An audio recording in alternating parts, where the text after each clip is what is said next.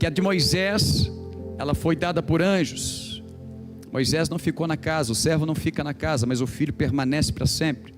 A aliança de Moisés, o povo foi infiel e o povo anulou a aliança. Deus foi fiel. Só que nesta aliança agora, esta aliança, Jesus declarou no dia da Santa Ceia: este é o sangue da nova e eterna aliança. É eterno, ele não vai quebrar. Agora a aliança é feita entre duas partes. Você pode desistir. Quem é casado vai entender, é marido e mulher.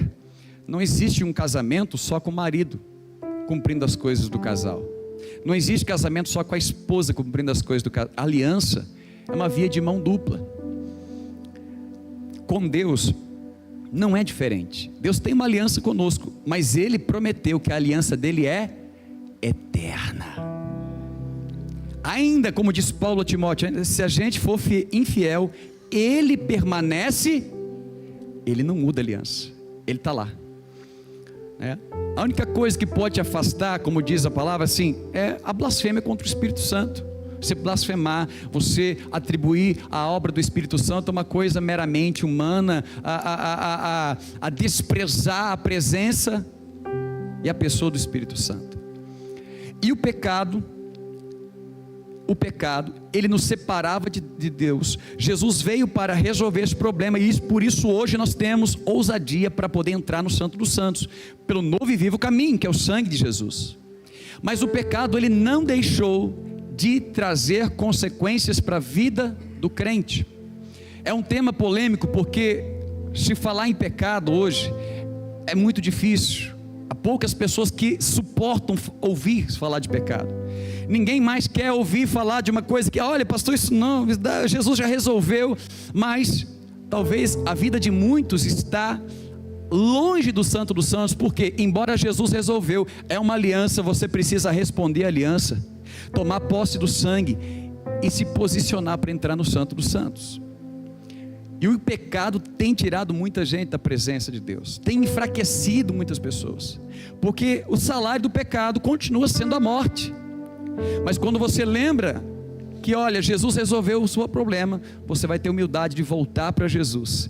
E eu creio que nessa noite, em nome de Jesus, irmãos, Deus vai trazer um divisor de águas para a sua história.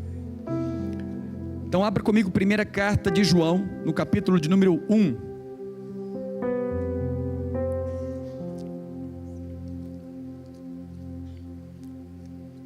Nós estamos no tempo da graça, onde você não é salvo pelas obras, e sim pela fé.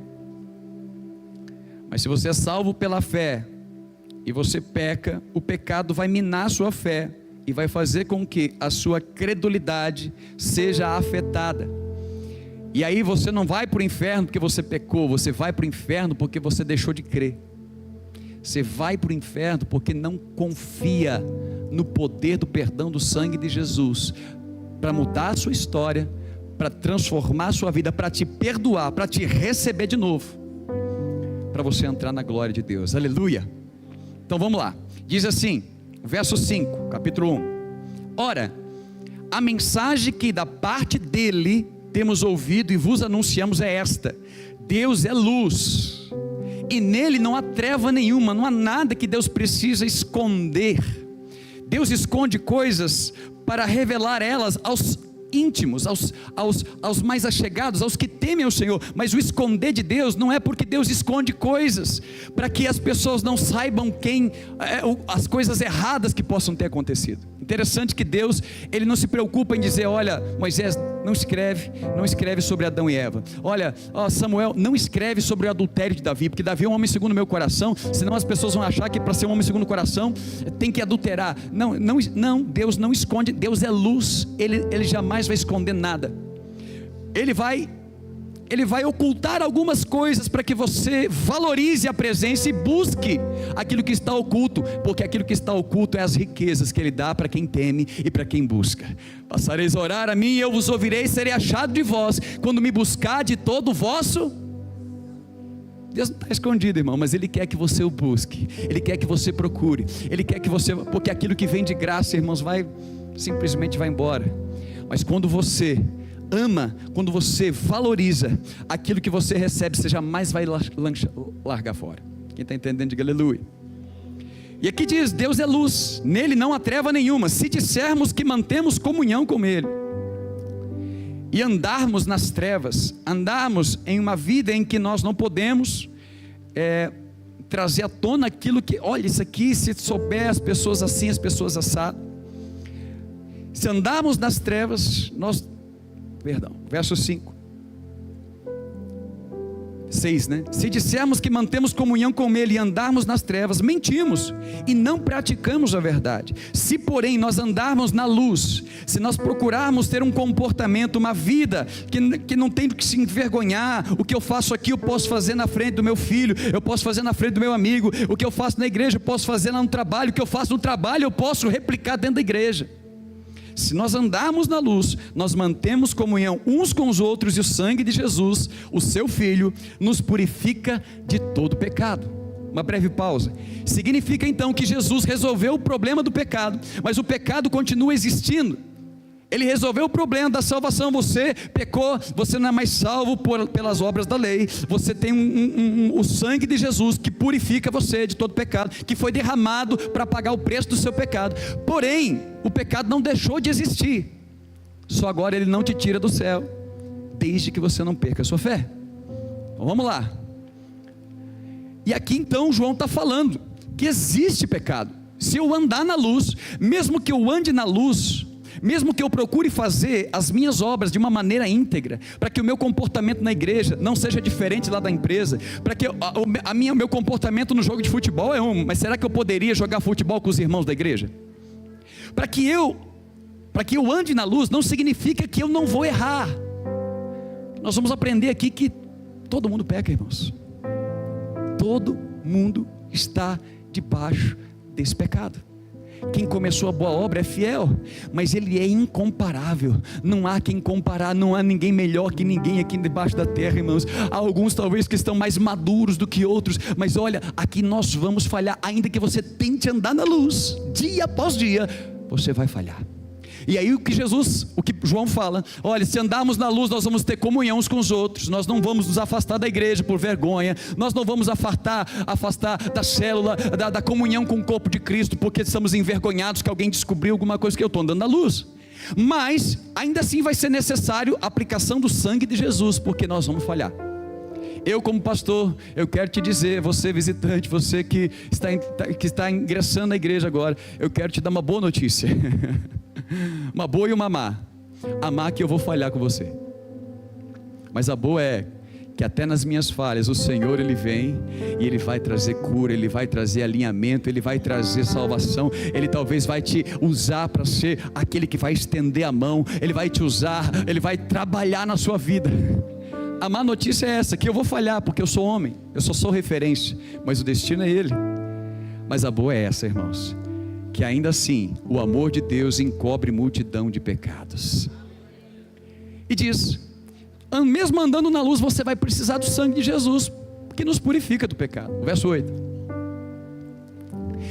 Agora, se nós dissermos para nós, não temos pecado nenhum, a gente não está enganando a Deus, os irmãos, a gente está enganando a nós mesmos, e a verdade não está conosco.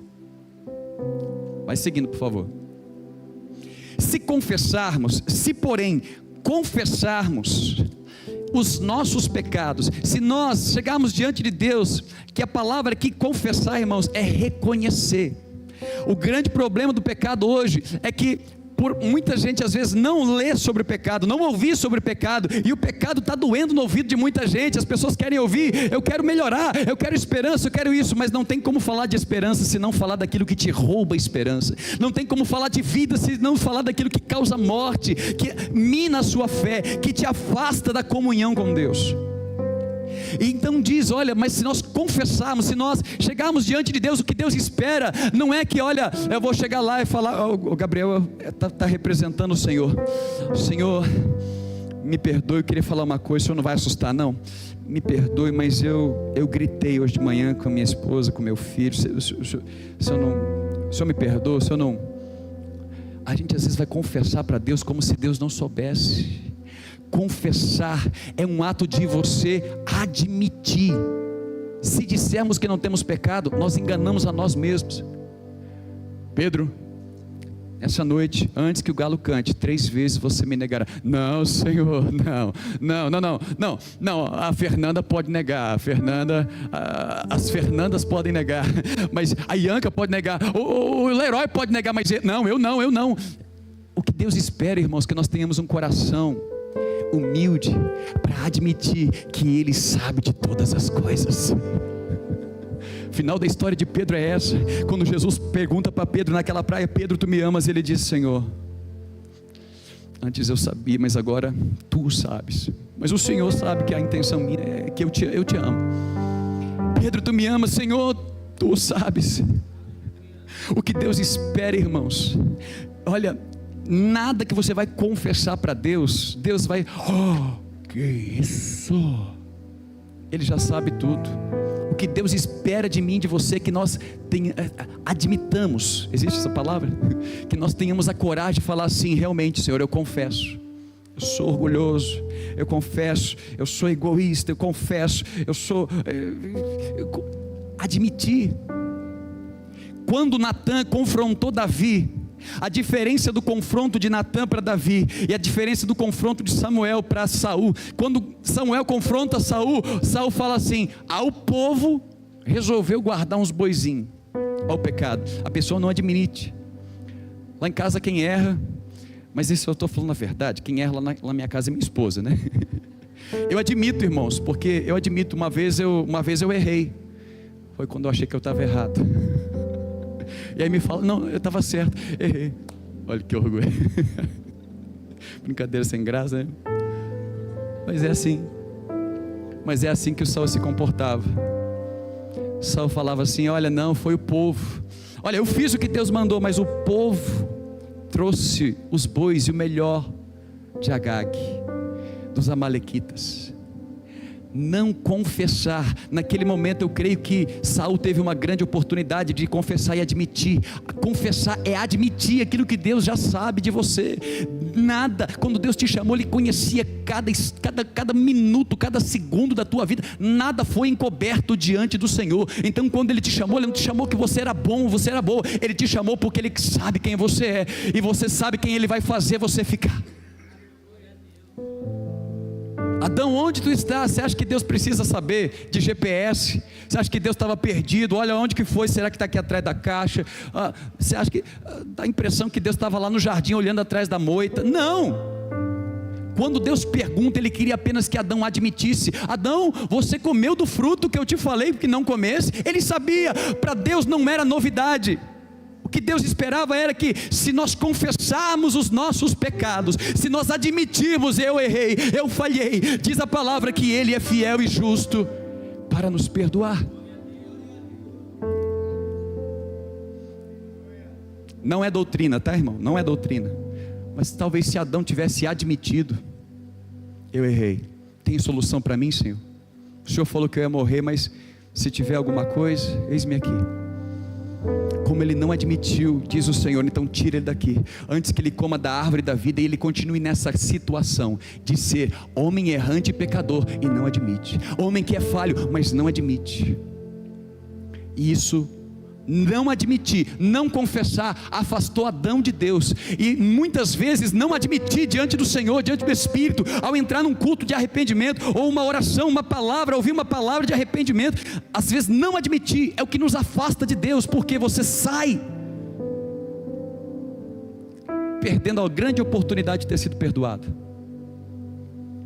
Você poderia ficar ali nos pés do Senhor, pelo novo e vivo caminho, sendo purificado da injustiça, mas quando nós não admitimos, sabe o que acontece? A gente vai embora e perde a grande oportunidade de ser perdoado. Mas o Senhor está aqui nessa noite, irmãos. A graça e a misericórdia deles vai operar em nossa vida de uma maneira sobrenatural. Se nós confessarmos, se nós admitirmos as nossas falhas, os nossos pecados, Ele continua fiel. Ele diz: olha, dos teus pecados eu não me lembrarei mais, eu lançarei no mar do esquecimento, ainda que os teus pecados sejam como a escarlata, aleluia, eu vou purificar, você vai ficar mais branco do que a branca lã. Ele é fiel. Deus sempre deu indícios, Ele apontou para o caminho. Meus braços não estão encolhidos, recolhidos para que eu não possa salvar, meu ouvido não está tapado para que eu não possa ouvir sua oração, mas o que acontece é que os vossos pecados estão fazendo separação. Se confessarmos, se nós admitirmos, Ele é fiel e justo para nos perdoar os pecados, e além de perdoar, nos purificar de toda injustiça. Uma coisa é o pecado, irmãos, outra coisa é o crédito da injustiça que gera em nós. Errar, errou, beleza, você pode ser perdoado, você pode ser desculpado, mas às vezes o resultado do erro, o crédito que fica da injustiça, as marcas que ficam do seu pecado, nunca mais vai embora. Davi pecou, e o Senhor falou: olha Davi, manda Natan falar com Davi: Davi, a partir de hoje o Senhor perdoou a tua iniquidade, mas a partir de hoje a espada não vai apartar da tua casa. Não era castigo, irmãos, não é castigo, aquilo é consequência da injustiça que Davi cometeu com Urias, com Batseba, tomando Batseba, mulher de Urias. A injustiça atraiu um crédito de impureza para ele. Agora os filhos olhavam para ele com o mesmo olhar de adultério, com o mesmo olhar de infidelidade. É meu pai, mas eu posso pegar as concubinas do meu pai. É meu pai, mas eu posso sentar no trono dele e governar no lugar dele, porque aquilo que ele semeou, ele foi perdoado, foi, mas o crédito fica. Mas eu quero te falar que em Cristo, aleluia, os teus pecados são perdoados, e Ele é poderoso para purificar você do crédito da injustiça. Ele precisa, Ele é obrigado, foi sexo fora do casamento, pegou AIDS, Ele é obrigado a curar você da AIDS? Não, mas eu quero te falar que Ele é poderoso, se Ele quiser Ele te cura. Quem crê diga aleluia. Pastor, não só idético, não vou falar aleluia, não, quem crê que Jesus é poderoso para purificar, aleluia. Se confessarmos, se nós admitirmos, Ele é fiel e justo, tanto para te perdoar, para te dar o perdão, para falar: você não tem culpa mais, como também para purificar da injustiça, do crédito, da situação que faz você voltar sempre para aquele mesmo pecado. Começa a admitir os seus pecados para você ver, aleluia, o crédito da injustiça, a impureza, a marca que fica em você. A pessoa é conhecida porque mente, e ela mente toda vez, e ela mente porque ela tem medo de ser reprovada, ela mente porque ela tem medo de descobrirem que ela não é tão boa intelectualmente, ou financeiramente, ou socialmente, então ela mente. Tudo tem mente no final, mente. E aí tem uma impureza, ela vai lá: Senhor me perdoa, Senhor perdoa, mas ainda está impuro, tem uma injustiça aqui dentro, porque ele não recebeu a justiça de Deus. Na justiça de Deus você é justificado pelo Senhor, você não precisa mais buscar aprovação humana, você foi escolhido por Ele, aleluia. Na justiça de Deus você não precisa mais dar oferta para ser visto dos homens, você não precisa mais orar em pé na sinagoga para ser visto dos homens. Na justiça de Deus você é purificado da injustiça que cometeram com você, e você não fica mais buscando aqui na terra aquilo que você só encontra no céu.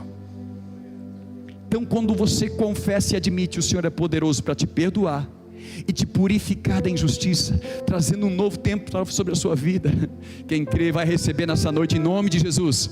Verso 10: se dissermos que não temos cometido, preste atenção, não é aqui, eu não sei falar as coisas de português, mas aqui não é se dissermos que eu não tive pecado. João, o discípulo do amor, dizendo: se nós dissermos que não temos cometido, é uma prática contínua, é um passado contínuo. Se nós dissermos que nós não temos cometido, e até hoje estamos cometendo ainda pecado, nós estamos fazendo Deus como mentiroso, e a sua palavra não está em nós, porque não há um homem sequer que não tenha pecado. Romanos 6:23, todos pecados e destituídos estão da glória de Deus, mas são salvos gratuitamente por meio da fé. Verso 11,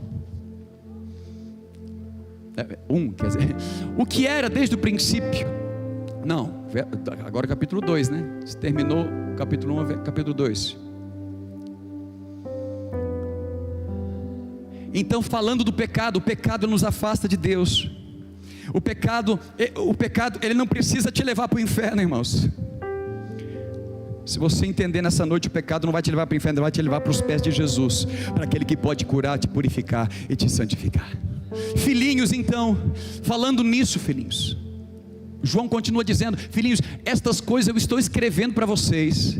Isso que eu disse agora para vocês, sobre andar na luz, sobre admitir, confessar que você é falho, admitir quando alguém chegar para você e dar um toque em você, admitir que você é falho, que às vezes, mas quem é você para falar isso de mim? Admita, confesse. Muitas vezes o Senhor está dando ricas oportunidades de sermos transformados. Então João ele diz: filhinhos, estas coisas que eu disse não é para trazer um peso sobre você. O que eu estou escrevendo é para que vocês não pequem, porque o pecado, quem peca, quem anda praticando o pecado, ele não está na luz, ele está nas trevas. E quem está nas trevas não está com ele, não tem parte com ele. Agora, todavia, porém, alguém cometer pecado, que é o que a Bíblia está nos ensinando, que nós somos pecadores, nós temos um advogado junto ao Pai, Jesus Cristo, o justo, aquele que vai resolver a nossa situação, aquele a quem nós devemos admitir e buscar dependência dele. Quem não depende de Jesus, irmãos, quem se apoia em si mesmo, fatalmente vai cair. Mas eu quero te dizer que o Senhor está aqui nessa noite para nos fortalecer nele. Se todavia alguém pecar, tem um advogado que é justo, Jesus Cristo justo. Verso 2, é Ele a propiciação. O que é propiciação? É tornar propício. É Ele que pega algo inapropriado e torna propício. O SAI vai tratar água. Para o SAI tratar água, ele pega, faz um processo, joga lá uns produtos, a sujeira decanta ou sobe, não sei, mas aquele produto faz uma água inapropriada se tornar propícia. E eu quero te falar que Jesus é a propiciação. É Ele quem te faz propício. Não são as tuas obras, não são o teu tempo de oração, não é a tua teologia. Eu quero te dizer hoje que tudo isso é necessário, tudo isso é reflexo da sua vida com Deus, mas é Jesus que te torna propício e favorável. Sem Ele nós somos contaminados, sem Ele a nossa justiça, a nossa tentativa de fazer as coisas certas não passa de trapo de imundícia. Jesus um dia disse, o Senhor um dia disse para o seu povo: olha, a justiça de vocês para mim é como trapo de imundícia. Toda tentativa de vocês fazer as coisas certas. O que é trapo de imundícia? Naquele tempo não tinha absorvente Sempre Livre ou outra marca conhecida. Eram panos que retinham a menstruação feminina. Então essa impureza, e quando a mulher estava nesse período, ela tinha que ficar isolada, porque ela era considerada impura. O Senhor falou: a tentativa de vocês de tentar fazer as coisas certas, para mim é aquele trapo. Se a mulher é considerada impura e você não pode tocar nela, que dirá o trapo que está segurando a impureza da mulher? Quem está entendendo, diga aleluia. Mas é Ele que nos torna propício. É Ele que quando o homem olha para você, ele pode ver falha. O homem olha para você, ele pode ver defeitos. Mas uma coisa é que o sangue de Jesus sobre a tua vida te torna propício e favorável. Eu não dou conta, eu não sei. Olha, é Jesus que te capacita, é Jesus que te justifica, é Jesus. Ele é propiciação pelos nossos pecados. E olha, preste atenção, entendendo isso, Ele não é somente pelos nossos, mas ainda pelos do mundo inteiro. Então eu devo entender que nessa situação, eu como igreja, eu preciso amar mais e julgar menos. Por quê? Porque Ele não é propício só para mim. Talvez eu esteja já sendo edificado e já estou na altura da janela, perto do telhado, mas quem começou a boa obra na vida de uma outra pessoa, Ele lançou fundamento, Ele está edificando. E quem torna aquela pessoa propícia não é as obras dele, é o sangue de Jesus que me torna propício e também torna ele. Quem está entendendo, diga aleluia. E João vai falando: olha, para você não se esfriar e apartar de Cristo, você precisa reconhecer e admitir que você peca, que você erra, e que Jesus, é Ele que te torna propício e favorável. Você está aqui hoje por causa dEle, por meio dEle e para Ele. E assim que Ele faz com você, Ele também faz com aquele que nós julgamos. Verso 3: ora, sabemos que temos conhecido Ele por isso. Como nós conhecemos? Se guardamos os seus mandamentos, se nós procuramos não errar o alvo, se nós procuramos não pecar, se guardamos os seus mandamentos. Vai. Aquele que diz: eu conheço Jesus, eu conheço a lei, eu conheço a Torá, eu conheço a igreja, eu conheço o Espírito Santo. Mas aquele que diz: eu conheço o Senhor, e não guarda os seus mandamentos, é mentiroso, e nele não está a verdade. Mas pastor, eu não sou salvo pela fé, eu não sou salvo, não é pelas obras. Exatamente, mas uma vez que eu sou salvo pela fé, eu não preciso mais ficar olhando para a minha vida, procurando não fazer o que é errado. Agora eu tenho que olhar para Jesus, para procurar fazer aquilo que Ele está determinando para mim e para você. Eu quero profetizar, pais de família que vão criar os próximos presidentes, prefeitos, governadores desta nação, em nome de Jesus. Se Jesus não voltar ainda, você vai parar de olhar para aquilo que você falhou, e vai começar a olhar para o autor e consumador da tua obra, da tua fé. Deus tem algo para fazer na minha e na sua vida, para que você não se atenha mais ao pecado, mas você olhe para o propósito, e quando você pecar, você entenda: olha, com ousadia eu vou voltar, porque é Jesus que me torna propício, não são as minhas obras. Aquele que diz eu conheço e não guarda o mandamento, é mentiroso, nele não está a verdade. Verso 5: aquele entretanto que guarda a sua palavra, a palavra do Senhor, nele verdadeiramente tem sido aperfeiçoado o amor de Deus, e nisto nós sabemos que estamos nele. Verso 6: aquele que diz que permanece nele, esse precisa andar como Jesus andou. Vamos parar por aqui. Então João, ele vem trazendo para nós essa dinâmica de mostrar que o pecado nos afasta de Deus. O pecado nos faz andar em trevas, e Deus não habita em trevas.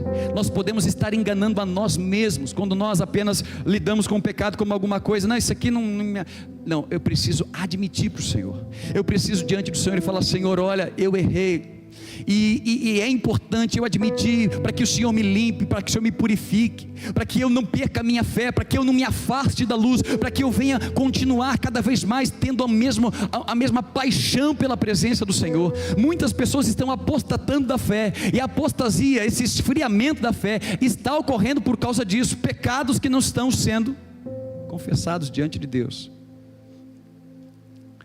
Olha, o verso, põe aí, qual seria então o alvo? O meu alvo, volta aqui o versículo por favor, o versículo que estava: aquele que diz que permanece nele, aquele que está conectado com ele, aquele que de fato resolveu o seu problema com o pecado, continua sendo um pecador, mas está sendo aperfeiçoado, deve andar como ele andou. Pergunta para o seu irmão: e qual que é o alvo da sua vida, irmão? Agora pergunte para si mesmo: qual que é o alvo da minha vida? A palavra pecado é errar o alvo. Se dissermos que não temos errado o alvo da nossa vida, nós estamos enganando a nós mesmos. O nosso alvo talvez um dia foi a paixão por Jesus, a paixão por ser como Ele é, mas muitos de nós perdemos o nosso alvo. O Senhor está aqui nessa noite para nos redirecionar, para dizer: eis-me aqui, eu sou lâmpada para os teus pés. O nosso alvo é esse aqui, aquele que diz que permanece nele, esse também deve ser como Jesus andou. Jesus, eu quero ser igual a ti, quero amar o que tu amas, quero estar onde tu estás. Qual que é o alvo da sua vida? Eu vou para a igreja para não ter medo do diabo, eu vou para a igreja para buscar minha bênção, aleluia. Deus está reposicionando o teu alvo. Nós temos pecado, porque nós temos colocado os nossos olhos em outras situações, nós temos desviado o nosso amor para outras situações, mas o nosso alvo, o Senhor quer reposicionar. E eu quero profetizar aqui, muitos homens e mulheres que vão manifestar Jesus para a cidade de Itaúna, vão manifestar Jesus a começar na sua família. Porque há tantas brigas, contendas, tanta separação, tantas situações, irmãos, é porque nós ainda não estamos de fato buscando o alvo. Somente com Jesus nós podemos suportar os débeis na fé. Somente com Jesus, você sendo semelhante a Jesus, perdoa, anda a segunda milha. Vê com um cara que é arrogante e diz assim: não, Senhor, o Senhor está errado, eu não vou te abandonar, esses vão te abandonar. E ainda assim, Jesus teve a paciência de andar com Pedro.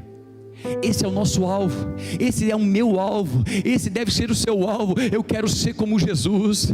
Eu não quero esperar minha esposa mudar para que eu me sinta melhor e me treine o evangelho. Talvez a minha esposa vai mudar o dia que eu mudar, Porque ela está sendo uma ferramenta para eu ser como Jesus. Se o nosso alvo é Jesus, por que a gente espera que o nosso cônjuge, que o nosso irmão, que o nosso pastor, que a nossa congregação se torne semelhante a Jesus? Quantos de nós não julgamos as pessoas? Quantos de nós não julgamos a congregação, irmãos? Porque nós nos comparamos melhores.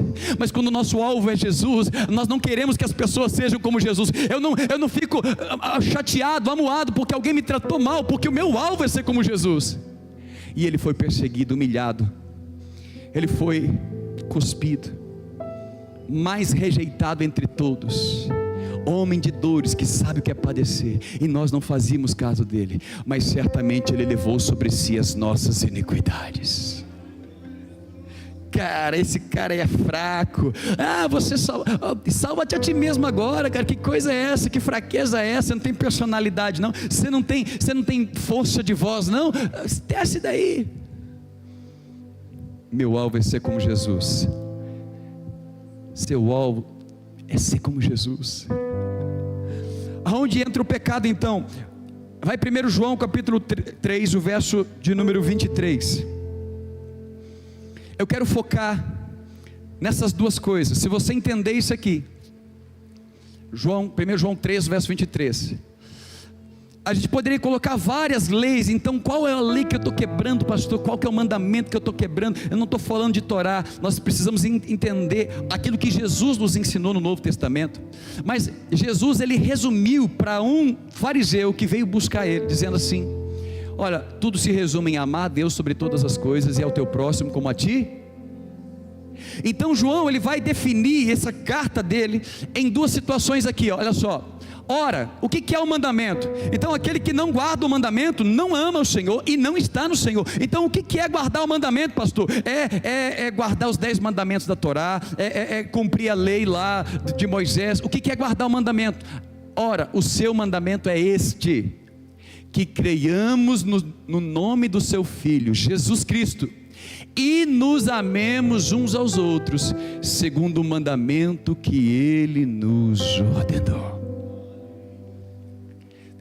Aqui eu posso resumir toda a lei e os profetas, porque quando você ama o teu próximo, como Jesus te ensinou, quando você ama o seu próximo, não meramente como eu amo a mim mesmo, mas como eu amo, como Jesus amou, irmãos, eu estou disposto a dar a vida, eu estou disposto a andar a segunda milha, eu estou disposto a ofertar a outra face, eu estou disposto a dar aquilo que pediu a túnica, então vamos dar a capa também. Quem está entendendo, diga aleluia. Será que se a gente falar assim, vai andar a segunda milha com fulano, a gente andaria, irmãos? O nosso alvo não é mais esse. O nosso alvo é estar bem.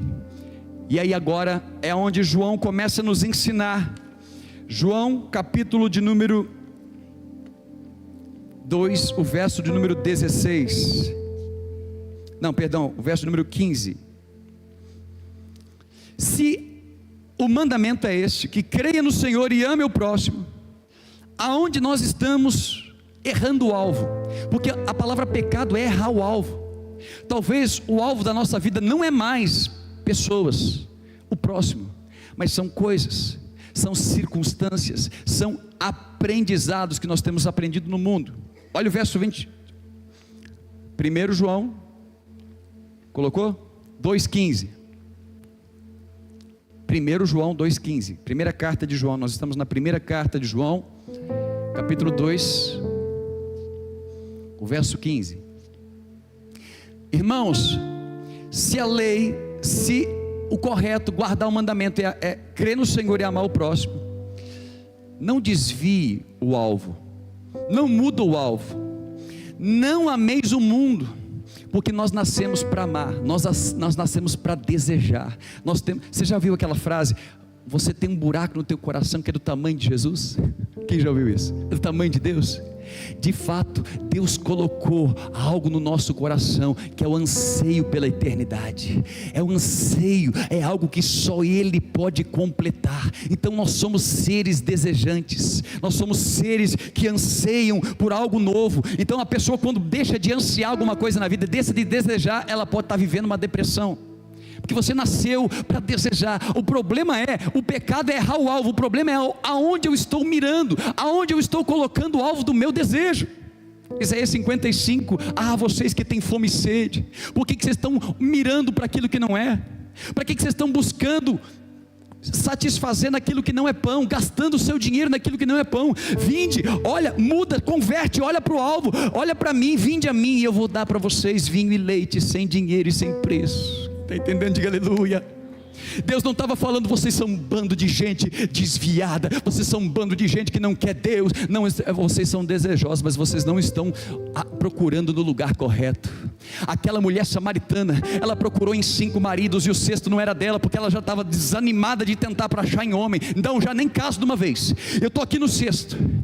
Mas ela estava procurando no lugar errado. Por isso Jesus se apresenta para ela como Ele está dizendo para você nessa noite: quem beber da água que eu lhe der, jamais vai voltar a ter sede. O seu anseio, a sua sede vai cessar. E pelo contrário, a água que eu lhe der vai começar a fazer de você fluir um rio de água viva do seu interior. Além de você não precisar mais desejar em lugares errados, em cisternas rotas, você vai começar a ser um rio que flui e alimenta as pessoas que estão da sua volta. Tinha que você entender isso, irmãos. Muito mais feliz, muito mais bem-aventurado é quem dá do que aquele que recebe. Eu não vou mais ali porque o Gabriel não me abraçou. Triste é você que está esperando receber. Deus quer te dar uma água, você vai ser maior abraçador dessa igreja, abraçador da sua família, abraçador da sua casa, porque Ele tem algo para saciar a tua sede nessa noite.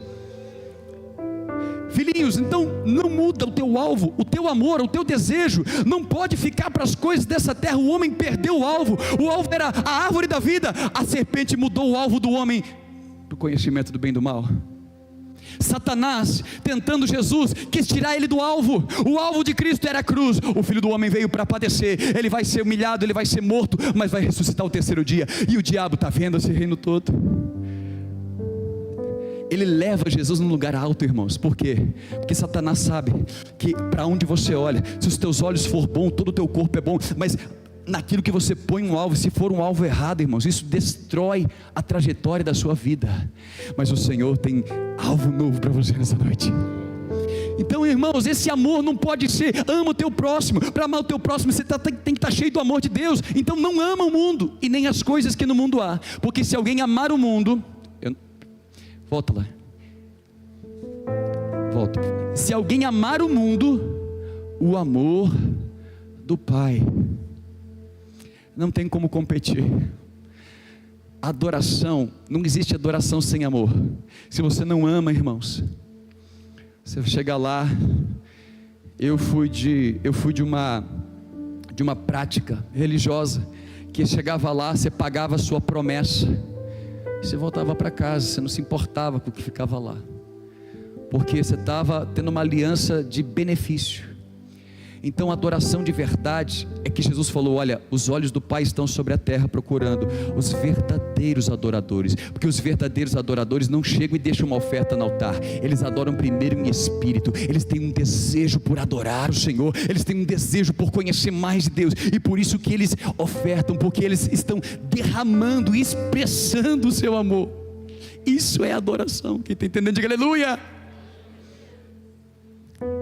Não ame as coisas do mundo e nem as coisas que o mundo há, que é o que se alguém ama o mundo, o amor do Pai não está em você, porque você está focado para o lugar errado. Verso 16: porque tudo que há no mundo, a concupiscência da carne, a concupiscência dos olhos e a soberba da vida, não procede do Pai, mas procede do mundo. Agora começa a palavra. Se errar o alvo, se dissermos que não temos pecado, nós enganamos a nós mesmos. É por isso que não muitos doentes e não poucos os fracos e os que dormem, porque não estão discernindo o tempo que nós estamos vivendo. Quando eu trato o pecado como uma coisa simples, o pecado gera morte, me faz andar em trevas, me afasta de Deus. Mas nessa noite o Senhor está querendo mostrar para nós: olha, aqui está um cenário. O Senhor não trouxe nada disso daqui para me acusar, para te acusar. Irmãos, essa palavra está falando aqui e vai falar no teu coração. Ele está trazendo abertura dos nossos entendimentos, porque há águas mais profundas. Primeiro ponto, então, eu não tinha pecado, eu achei que eu não tinha pecado, porque eu não vou no boteco, eu não vou no prostíbulo, eu não mato, eu não roubo. Então vamos ver, Se alguém ama o mundo, o amor do Pai não está nele. O amor ao mundo me fala que eu não estou amando o Senhor e não estou sendo aperfeiçoado pelo Senhor. O primeiro desses, concupiscência da carne. Quando eu amo as coisas do mundo, a primeira coisa que eu vou amar é conforto. Irmão, quem é que nunca foi provado na carne porque alguma coisa te tirou da zona de conforto? A concupiscência da carne, a primeira delas é conforto. A gente não quer, irmãos, acordar de madrugada, a gente não quer passar um tempo a mais sentado, a gente não quer pagar o preço para abrir e ler uma Bíblia, a gente não quer pagar o preço de orar, de vencer aquilo que nos tira da zona de conforto. Então hoje, irmãos, a gente procura geralmente aquilo que é muito confortável para nós, e quando eu amo o conforto, é uma concupiscência da minha carne. Eu não sou diferente de você, irmãos. Se eu pudesse sombra e água fresca lá no meio do mato, lá na praia de Porto Seguro.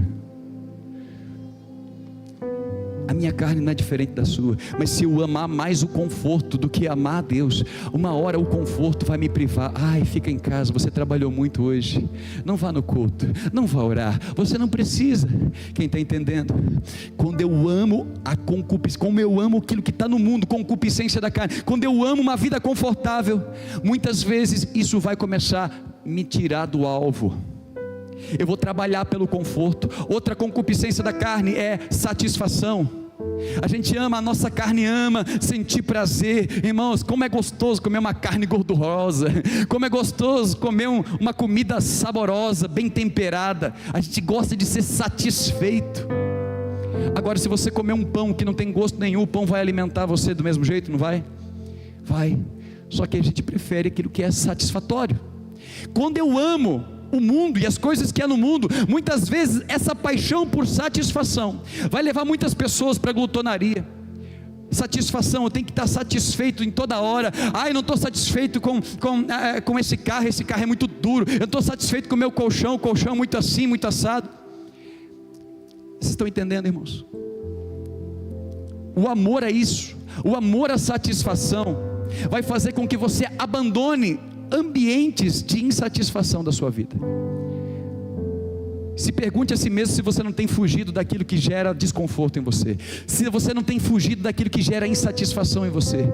Mas eu quero te dizer nessa noite, aleluia, teu alvo é Cristo, e ainda que você para chegar lá ande no vale da sombra e da morte, o Senhor é contigo. Ele, a vara dele, o cajado dele te conforta. Ele vai estar lá dizendo: olha, eu estou contigo. Vai passar pelo fogo, se passares pelo fogo não te queimarás, porque eu estou contigo. Eu não vou livrar você do desconforto, Jesus. Eu não vou, tua alma está angustiada até da morte. Jesus, vai lá, cumpre aquilo que eu falei. Mas quando eu amo aquilo que há no mundo, quando eu amo a satisfação, quando eu amo o conforto, como eu amo o prazer, a busca pelo prazer tem sido incessante. Prazer sexual, prazer sensorial, prazer olfativo. A gente, irmãos, o que faz a gente, eu uso também, viu? Eu não estou criando doutrina aqui, eu estou tentando mostrar para você que o amor a isso é o grande problema. Você pode ter essas coisas, desde que elas não roubem o teu amor continua sendo dele. O que faz a gente pagar, eu vou falar aqui 500 reais, 600 reais, fala o preço de um perfume caro aí, gente. Oi?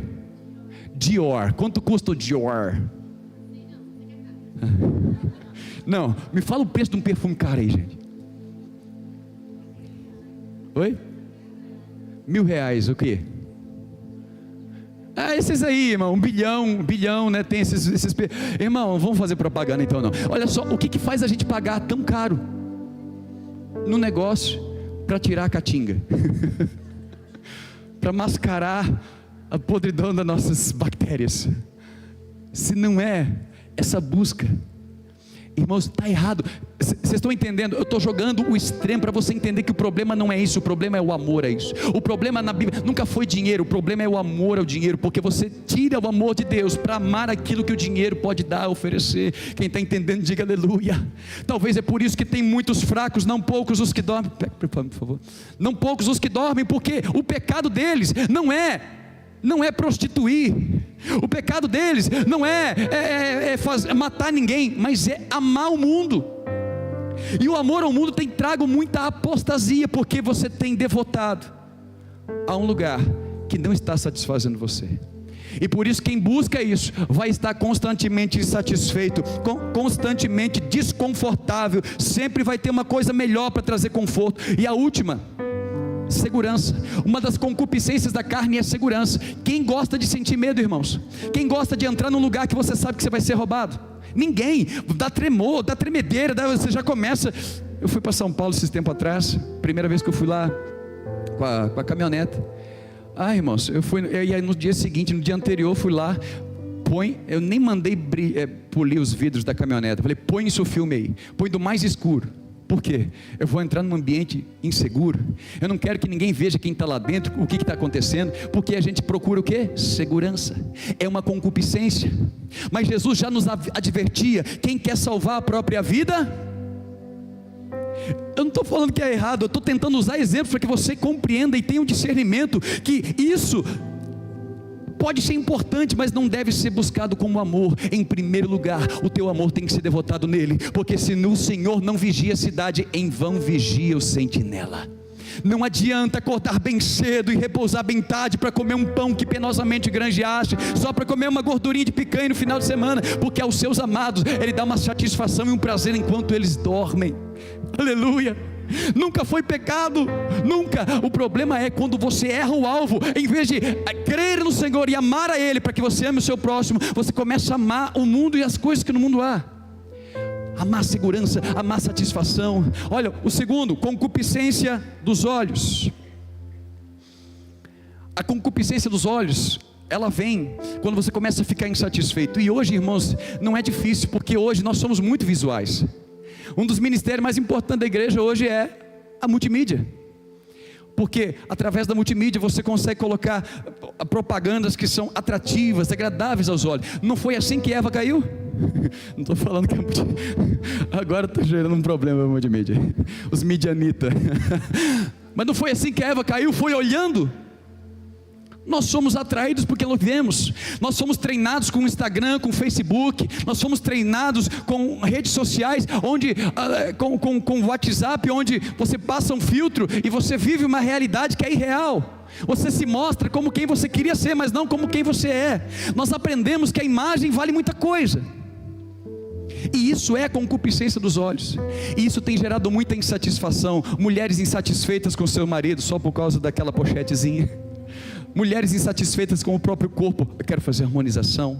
Não é pecado, mas se você ama, e se isso tem roubado o teu amor, tem roubado o teu tempo, tem roubado a sua força, porque gastais o seu suor naquilo que não satisfaz, é sinal de que você mudou o alvo. Mas o Senhor nessa noite está nos chamando de volta. O Senhor não me condena, não te condena, está dizendo: ei, não ame o mundo. Se pecou, tem um advogado hoje que vai purificar você do seu pecado. Concupiscência dos olhos, ela gera insatisfação. Você está sempre comparando. Compara o pregador, compara a outra igreja, compara o carro do vizinho, compara tudo. Isso traz insatisfação. Ei, olhe, aprecie, mas o seu socorro vem do Senhor. Olhe, aprecie, mas quem determina o teu futuro é o Senhor. Olhe e aprecie como Abraão, que pisou na terra da promessa, mas ele anelava uma pátria superior e celestial. Não se apegue, desfrute da terra, desfrute das coisas que Deus coloca nas suas mãos, mas não ame. Amar somente ao Senhor. Outra coisa, a concupiscência dos olhos gera cobiça, querer ter. Aleluia. Agora falaram para mim do negócio de andar de moto, que é bom, que a gente fala assim, a gente está cansado, a gente precisa descansar, fazer alguma coisa. Andar de moto é legal. Irmãos, até eu ouvir e começar a olhar, eu não queria, agora eu quero. Aí eu fui no almoço hoje, um monte de motoqueiro. Pergunta o que eu fui olhar. Aí o que acontece? Aí você vai lá, você olha para a moto, você olha para a sua conta, você fala assim, frustrado. É por isso que tem muita gente frustrada hoje, porque a cobiça dos olhos, você fica olhando naquilo que você não pode ter, e esquece daquilo que é de graça, e vai te suster. Não é pecado, mas quando a cobiça te domina, quando você passa a amar aquilo, você tira os olhos de Deus, e gente, a pessoa sai, ela não vai mais na célula, não vai mais na igreja, ela não adora mais, porque ela está preocupada em comprar um campo, em testar os bois, ela não senta mais na mesa do banquete. Mas eu quero te dizer, tem uma mesa de banquete preparada para mim e você diariamente. Aleluia. Outra situação, que a cobiça dos olhos, concupiscência dos olhos, ela traz idolatria. Você começa a idolatrar, você começa a criar estereótipos e falar que aquela imagem é a imagem perfeita. Perfeito é um só. Existem homens e mulheres que pecaram na concupiscência. A mulher de Ló, ela olhou para trás. A cobiça, ela ficou insatisfeita em perder o que estava em Sodoma, e os anjos, ela não atendeu a voz dos anjos, dizendo: olha, não olha nem para trás. Ela olha e ela vira uma estátua. Davi, em casa, passeando no palácio, de repente ele vê uma mulher nua tomando banho, ele olha, a cobiça desperta, a insatisfação. Davi podia ter qualquer mulher que ele quisesse, ele era rei. Estou falando que é moral, não estou falando que é correto, mas ele podia ter a mulher que ele quisesse, tanto que foi assim que o profeta Natan falou com ele: olha, esse homem podia ter, ele tinha várias cordeirinhas, mas ele foi lá e pegou daquele que só tinha uma. Ele podia ter, mas o que acontece? Quando você ama aquilo que você vê, aí você começa com insatisfação. As minhas cordeirinhas não são suficientes, a minha mulher, o meu marido não é suficiente, o meu carro não é suficiente, a minha casa não é suficiente. Nós vamos estar sempre desejando. Esse desejo que você tem não vai ser suprido na geladeira, não vai ser suprido na loja de roupa. Esse desejo vai ser suprido quando você beber da água dele. Vai ter cura de depressão aqui nessa noite, pelo poder da palavra. Outra pessoa, pecado de Acã. Vamos destruir Jericó. Acã olha, vê uma capa babilônica, que bonita, uma capa de couro. Dá para andar de moto, capa de couro.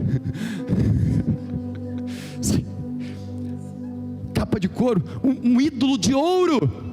Ai, irmãos, que desperdício botar isso tudo. Mas ele não sabia que aquilo era para Deus. Ao invés de devotar aquilo para Deus como primícias do Senhor, Jericó foi a primeira cidade que foi tomada. Era para ser as primícias do Senhor. Sabe o que Acã fez? Ele olhou e amou as coisas desse mundo. Podia ter muito mais, ele tinha uma terra inteira para conquistar. O que acontece?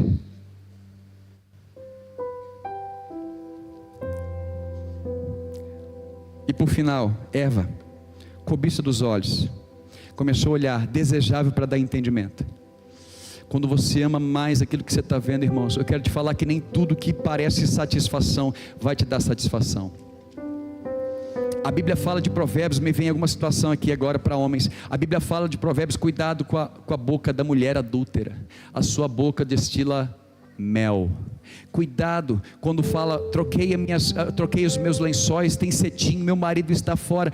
Cuidado com aquilo que você está vendo, está ouvindo. Nem tudo aquilo ali, irmãos, é um enredo para que você caia e se afaste da presença de Deus, do eterno Salvador. Mas onde você é atraído? Olhos. Abre para mim rapidinho aí, Mauro, por favor.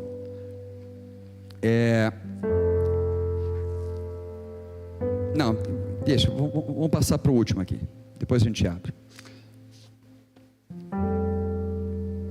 Põe João 31. Eu estou tentando terminar o culto no tempo certo, irmãos.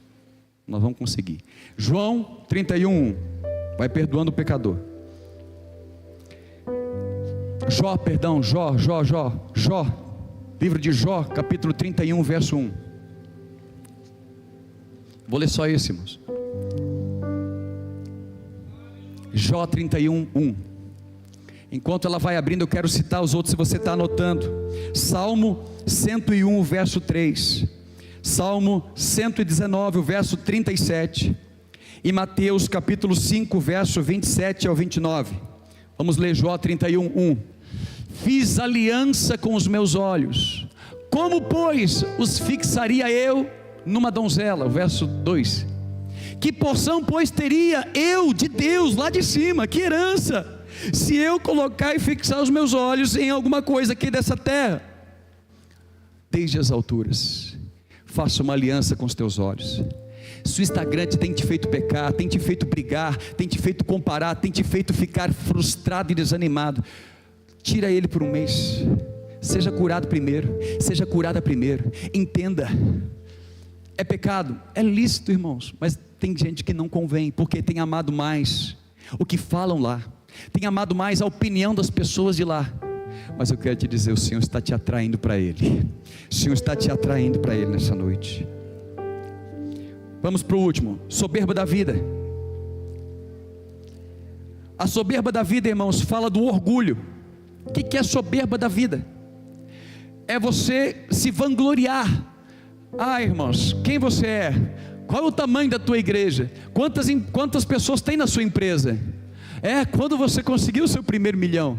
Quando foi, Gabriel? Muito tempo atrás, né?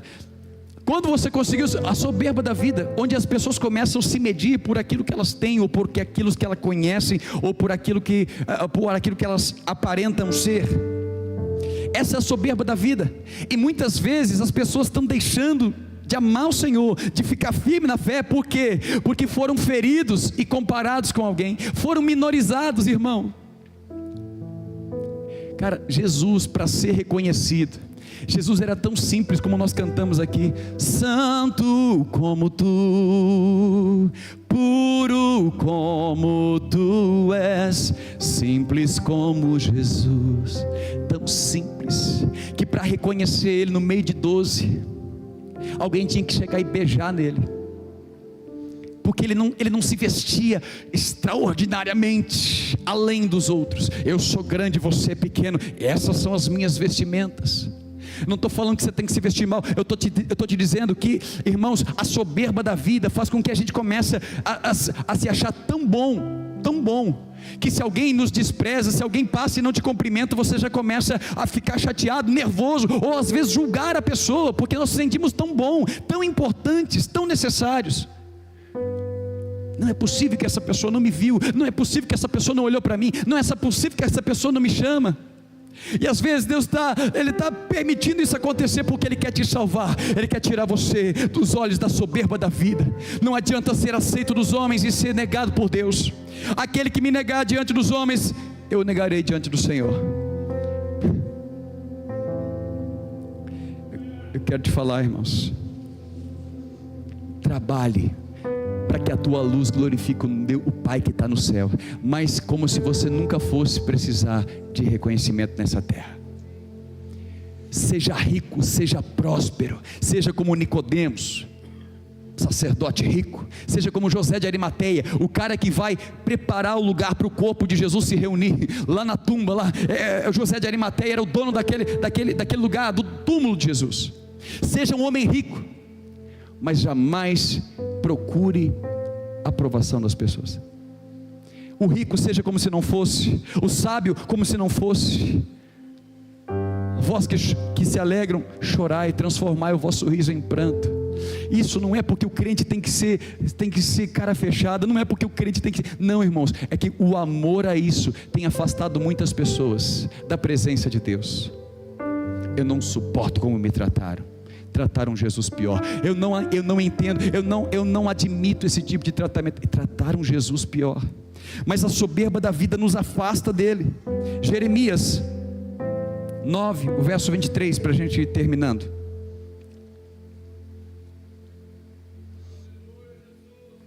Jeremias 9, verso 23 e 24. Assim diz o Senhor: soberba da vida, orgulho precede a ruína.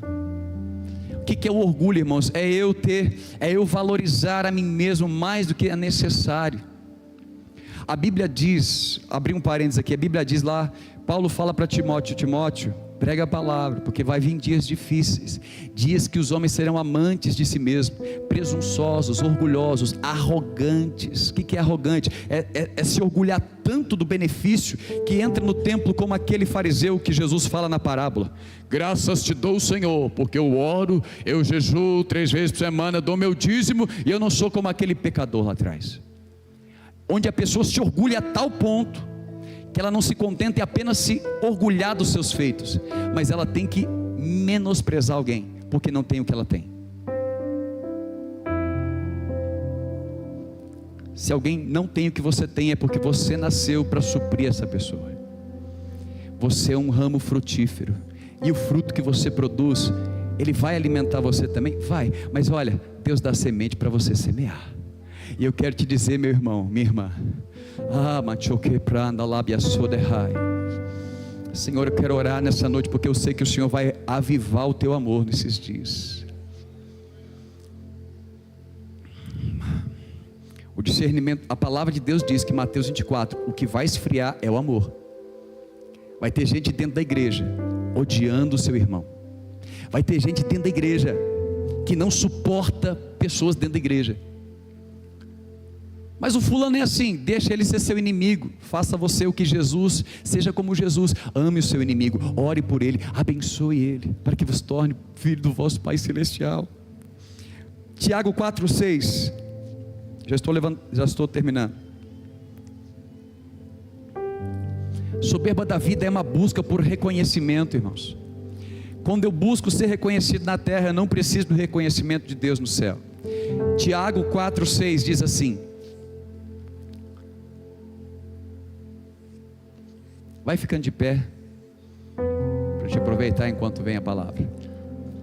Antes o Senhor dá maior graça, Deus dá uma graça maior para o humilde, pelo que diz: Deus resiste ao soberbo, Deus resiste àquele que precisa dizer que é. Quem é não precisa dizer que é. Quem é santo não arrota a santidade. Quem é sábio não arrota inteligência. Quem é alguma coisa não precisa arrotar nada disso, irmãos. Jesus dizia: olha, eu não preciso falar de mim mesmo, mas as minhas obras testificam de mim. Antes, Deus dá maior graça, pelo que diz, Deus resiste ao soberbo, mas dá graça aos humildes. O que é humildade, irmãos? Deixa eu só. O que é humildade? Oh, santo Deus. A humildade não esconde a sua fraqueza, mas também não se esconde atrás dela. Humildade é uma pessoa que sabe confessar o seu pecado, sabe confessar a sua fraqueza.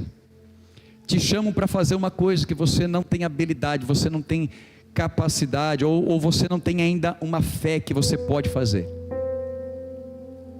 Aí você está com medo da soberba da vida, de te acharem fraco, de te acharem isso, de te acharem aquilo. Aí você fala assim: eu vou. Humildade é não esconder as suas fraquezas, é não esconder, é confessar: olha, eu não sei fazer isso. Se você está falando que eu devo fazer, eu posso fazer pela fé, mas eu não sei. É confessar, porque quando você confessa: olha, Golias, eu não vou contra ti em mim mesmo, mas eu vou contra ti no nome daquele que está sobre todo nome, eu vou contra ti no nome do Senhor dos exércitos. A humildade, ela não esconde a fraqueza, mas ela também não esconde atrás da fraqueza, porque tem gente que quer ser humilde e fala assim: ah, mas eu sou doente, ah, mas eu não lembro, ah, mas eu tenho dificuldade, e a pessoa fica se escondendo atrás da fraqueza. Isso não é humildade. Reconhecer que é fraco é uma oportunidade para você dizer: eu sou fraco, mas o meu Deus é forte. Eu sei que o meu Redentor vive e por fim se levantará. Tudo posso naquele que me fortalece. Para terminar, 1 João capítulo 5. Filhinhos, 1 João capítulo 5. Eu quero lembrar só o início para você compreender e ligar os pontos. Filhinhos, não pequeis. Se você diz que tem pecado, que não tem pecado, você está enganando a si mesmo. Confessa.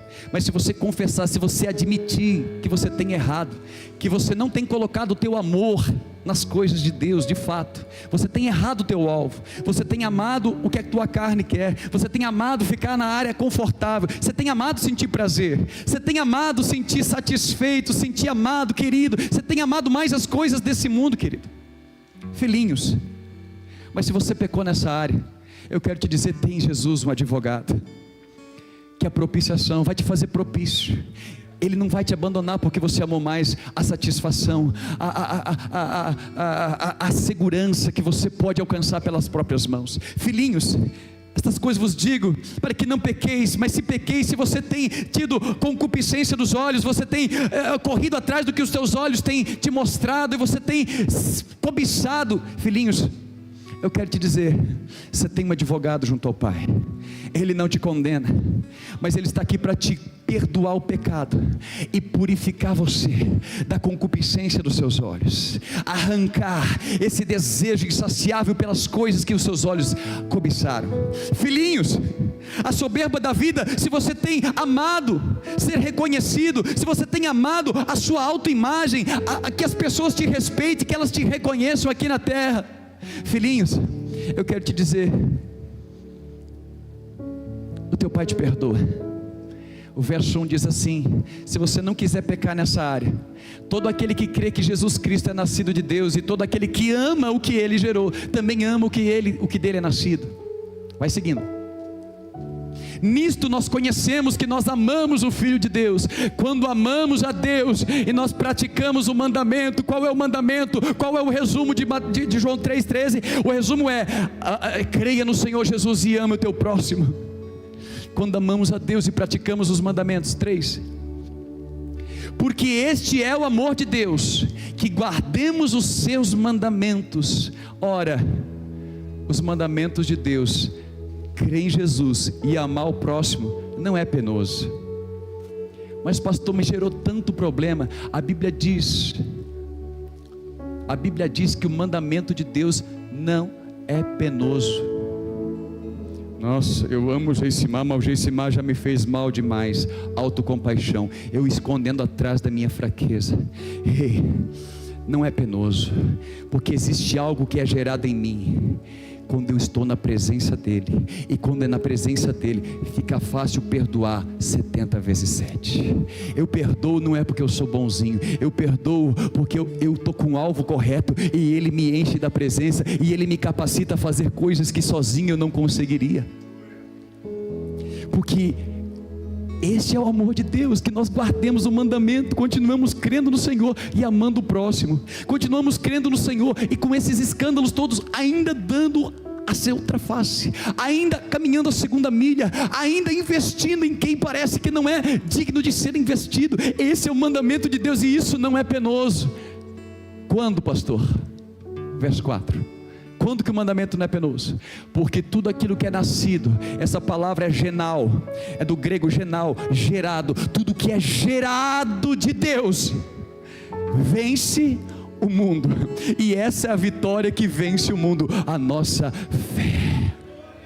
Quando você cumpre o primeiro mandamento, crê no Senhor, Ele diz: aleluia, eu sou contigo, eu te amei primeiro, você vai conseguir amar primeiro. Quando você crê no Senhor, eu sou contigo, eu te perdoei quando você não merecia, você vai começar a perdoar quem não merece ser perdoado, porque o que está sendo gerado não vem da sua vontade, não vem da carne, porque a carne vai ficar insatisfeita, a carne vai ficar desconfortável. Toda vez que você tiver que perdoar alguém que te ofendeu, a tua carne vai ficar desconfortável. Se você amar conforto, você não vai pedir perdão, ou você não vai liberar perdão. Mas eu quero te dizer nessa noite, os teus olhos estão sendo redirecionados no mundo espiritual. O Senhor está aqui por esta palavra, porque diz a palavra que a palavra é como água que limpa e purifica. Deus está purificando os nossos olhos nessa noite. Deus está atraindo os nossos olhos novamente para o alvo, olhando firmemente para o autor e consumador da vossa fé. Porque quando você olha para Ele, Ele vai começar a gerar perdão. Você não perdoa porque você é bom, é porque Ele está gerando aí o caráter dEle dentro de você. Você não anda a segunda milha porque é bom, porque é manso e é humilde, porque é tranquilinho, controlado, porque toma prazolam. Não é nada disso. Você faz isso porque Deus está gerando algo dentro de você. Por isso, aleluia.